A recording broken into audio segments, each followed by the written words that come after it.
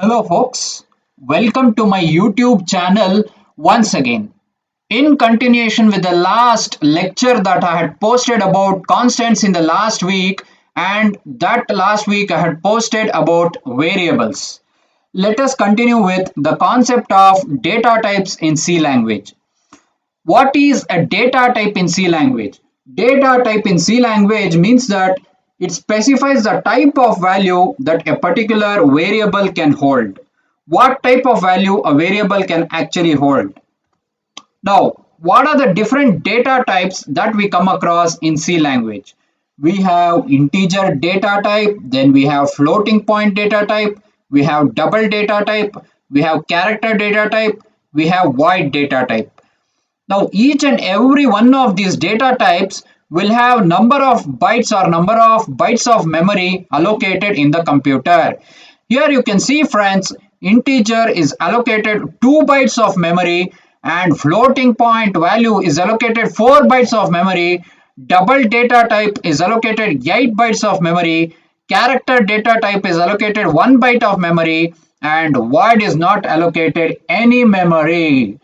Now, every data type will have a particular range of values that can be assigned to that variable which is declared with that data type. You can see integer can have a values ranging from minus 32,768 to plus 32,767. Floating point data can have a value ranging from minus 3.4e38 to plus 3.4e38.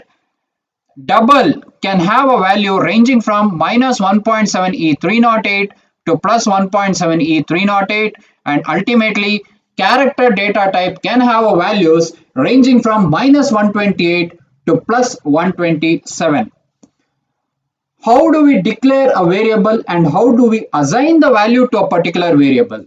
This is how we declare a variable. Int a is equal to 3267. Here you can observe a is assigned a value 3267. Now this 3267 is located in the values ranging from minus 32,768 to plus 32,767 only. And whenever I say int a, 2 bytes of memory will be allocated for a variable a.